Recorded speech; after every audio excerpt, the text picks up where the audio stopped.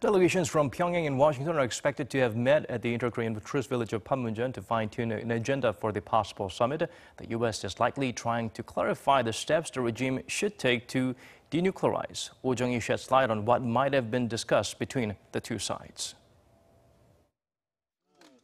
Defining the 3 steps North Korea should take in its path towards denuclearization.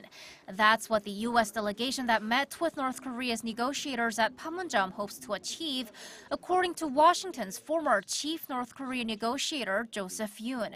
In an interview with the New York Times on Sunday, he said Sung Kim, who's leading the U.S. delegation, is likely to be forming a set of documents with Pyongyang that detail the 3 steps Pyongyang should take to abandon its nuclear weapons.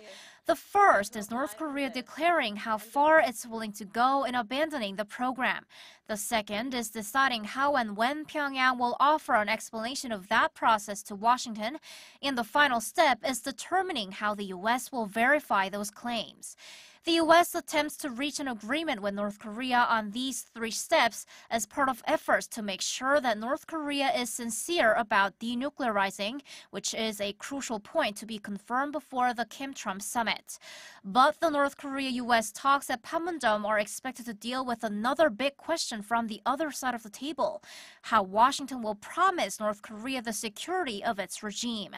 After a meeting with North Korean leader Kim Jong-un on Saturday, South Korean President Panmunjom said North Korea's biggest concern is whether it can trust the U.S. over ending hostility and guaranteeing regime security in case it completely denuclearizes. How much Washington and Pyongyang are able to narrow their differences on these points will determine whether the Kim-Trump summit will be a success.